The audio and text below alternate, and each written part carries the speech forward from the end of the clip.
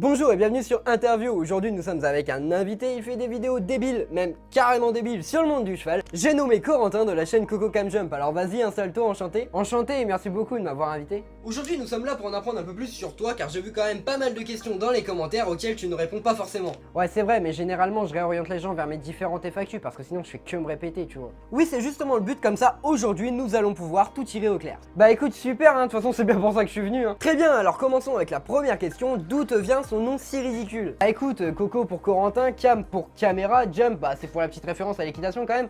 C'est vrai que c'est pas hyper recherché mais je trouve que ça me correspond pas trop mal. Et puis bon bah quand je vois certaines youtubeuses qui s'appellent douceur en forme de M, bon bah je me dis que ça va quoi. Oui c'est sûr mais t'as pas peur de te faire un petit peu insulter avec cette phrase en commentaire parce que j'ai pu remarquer que tu aimais quand même pas mal taquiner les autres youtubeuses. Bah tu sais c'est de l'humour, je ne cherche pas à blesser ni offenser ni provoquer quelqu'un tu vois. De plus faut savoir une chose, c'est que je ne parle que de personnes dont j'aime le travail. Donc oui des fois je me fais insulter mais tu sais les insultes que je reçois c'est limite mignon tu vois.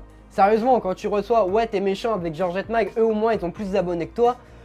Qu'est-ce que j'en ai à foutre mon pote? Là on va me dire quoi? Bah t'as été méchant avec Sweet Project et puis c'est tout. Je pense pas que j'ai été blessant, offensant ou ce que tu veux envers Nareva tu vois. Et toutes mes vidéos je les construis sur ce principe là. Et en plus de ça cette phrase ça n'a été qu'un teasing d'une prochaine vidéo. Revenons-en un peu plus sur toi parce que je vois quand même pas mal de commentaires que vous pouvez laisser sur les chevaux que tu montes. C'est pas très clair, tu es propriétaire, ça se passe comment? Alors non je suis pas du tout propriétaire, je suis cavalier club. Tous les chevaux que vous pouvez voir dans mes vidéos ce ne sont pas les miens. C'est pas des DP non plus, de toute manière il sera au courant si j'avais une DP. Et de toute manière je me sens pas encore prêt que ce soit financièrement ou même de par mon niveau, enfin c'est pas le moment quoi. En parlant de niveau, quel niveau as-tu? Parce que c'est vrai que dans tes vidéos on te voit souvent galérer. Est-ce que ça représente vraiment la réalité tout ça? Encore heureux hein. Mais non si ça représente une certaine réalité mais je pense qu'on peut pas me résumer à ça si tu veux. Parce que forcément je l'ai fait toutes ces erreurs hein. Je les fais pas pour faire des vues sur YouTube frérot. Tu sais à la base je sors ces vidéos pour ne pas être dans une logique améliorative au final de moi-même. Enfin si tu veux je me fais passer pour un boulet tu vois. Alors que au final je suis juste un cavalier comme tous les autres en fait. Avec ses points forts, ses points faibles, ses hauts, ses bas, etc. Après, en termes de niveau académique, j'ai envie de dire, j'ai le galop 4 officiellement. Maintenant, aujourd'hui, ma coach, elle me dit que j'ai le niveau galop 5, mais la flemme de le passer, mon gars. D'un point de vue un peu plus public, et je parle là bien sûr de YouTube et des réseaux en règle générale, comment vis-tu cette popularité puisque tu approches bientôt des 20 000 abonnés? Bah tu sais, hein, comme dit le poète... Tout ce qui s'est passé, j'ai pas changé. Je suis toujours le même enfoiré, je retourne pas ma teubée. Non, je garde mes principes et mes points d'attache. Je quitte pas la célébrité, je ramasse juste mon cash pour mes points de repère, sinon je suis du père. L'ami Falago, les compères, c'est pépère. Rien à foutre de leur hip-hop jet set. Je profite de la chance que j'échoue pas le quinri, je me prends pas la tête. Je suis pas une vedette et je veux pas en être une. Je suis pas mieux qu'un autre, j'ai pas marché sur la lune. Gravé dans le bitume, gravé dans la roche. Juste ma plume et mes proches, je me rappelle de nos débuts. 9-7, commencement de l'histoire. Proposition de l'album, on voulait même pas y croire. 30-01, 2001, la machine se met en route. 2003, toujours le kiff, le succès, rien à foutre. Maintenant qu'on est hal, on compte bien y rester. Gravé sur la dalle, aimer ou détester. L'aventure continue et continuera. Inch'Allah, qui vivra verra. Bon alors ça sent la démonétisation à planer, mais bon, j'aime ce passage parce que dans mon cas, tu vois, il est plein d'ironie pardon, et plein de vérité. Et pour parler un petit peu de communauté, es-tu fier de la tienne?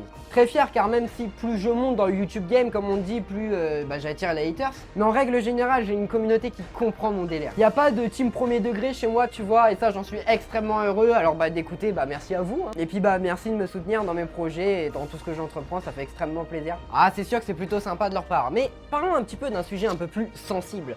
Combien gagnes-tu avec YouTube? Très peu si tu compares avec tout le temps que j'y passe, c'est-à-dire si tu prends de l'écriture, du tournage jusqu'au montage, je suis à quelques centimes de l'heure, donc on peut pas dire que je fasse ça pour l'argent, tu vois, je fais vraiment ça par passion avant tout, tu vois. Je peux te dire, à l'heure actuelle, en bientôt un an, j'ai toujours pas remboursé tout ce que j'ai acheté pour faire mes vidéos, dans tout mon matos en fait, tout simplement. Et c'est d'ailleurs la principale raison au final pour laquelle j'ai créé un Utip. Alors oui, qu'est-ce que Utip et pourquoi tu l'as créé? Utip, si tu veux, c'est le moyen de m'aider financièrement totalement gratuitement pour ma communauté. Il suffit tout simplement d'aller dans le lien qui se trouve dans les descriptions et de regarder quelques publicités en fait. Alors le top, ouais c'est clair que ça serait de le faire tous les jours, mais si déjà ils y vont à chaque fois que je sors une vidéo, j'ai envie de te dire que c'est déjà pas mal. Et moi bien sûr tout cet argent, comme je l'ai expliqué, le but c'est qu'il reste sur YouTube. Ça va me servir par exemple à aller sur les conventions, que ça soit Equitalion ou Jumping de Bordeaux. C'est des conventions que j'ai très envie de faire et en plus de ça, j'ai quand même toute la France à traverser, donc c'est pas donné les billets de train tu vois. Et le but après ce serait d'acheter une vraie caméra avec un vrai micro et ne plus avoir ce putain de micro-cravate parce que C'est bien hein, le micro-cravate, hein, mais c'est relou à la longue. Et en fait, le but au final, c'est de me simplifier la vie pour faire mes vidéos. Parce que y a un truc, c'est clair, c'est que plus tu te simplifies la vie, plus tu as envie de créer. Ça va avec. Très très bien. Alors, il va me rester 2 questions assez rapides à te poser. La première, d'où viennent tes gimmicks, le sabot bleu, yo les caves et toutes ces choses-là? Bah écoute, bonne question. J'en ai absolument aucune idée. C'est venu lors de mon 3e épisode des Pour les Nuls. Yo les caves, c'est Coco GoPro et on se retrouve aujourd'hui pour le 3e épisode de l'équitation pour les nuls. Que je faisais au tout début de ma chaîne. Et ouais, ça m'a plu et depuis c'est resté. Et je pense que c'est important d'avoir des gimmicks parce que c'est quelque chose qui va marquer ton audience. Si je te dis par exemple Dame ou Debeco, tu vois tout de suite de qui je te parle, tu vois. Oui bien sûr, et je pense que vous aussi chez vous, vous l'avez trouvé. On parle là bien entendu de Thibaut Inchep et des Cavalières du Dimanche. Ouais donc voilà, c'est cool, mais après voilà, on se moque de moi dans mon entourage proche. Mais encore une fois, c'est bien une preuve que ces gimmicks fonctionnent au final. Exactement, et enfin, dernière question qui va peut-être vous intéresser, je pense. Quel conseil donnerais-tu à une personne qui veut se lancer sur YouTube? Moi, si j'ai qu'une chose à dire, c'est que quand j'ai commencé à marcher sur YouTube, hein, on entend bien, c'est juste gagner plus d'abonnés, faire plus de vues que ce que je pouvais faire avant. Ça a été le jour où je me suis pleinement éclaté à faire des vidéos. Donc moi, si j'ai un vrai conseil à donner, c'est de faire plusieurs choses, de pas se fermer dans un concept, essayer plusieurs trucs et de voir au final ce qui te fait kiffer plus. Et le jour où toi, tu kifferas de ouf, et bah tu verras que les gens ils kifferont grave aussi.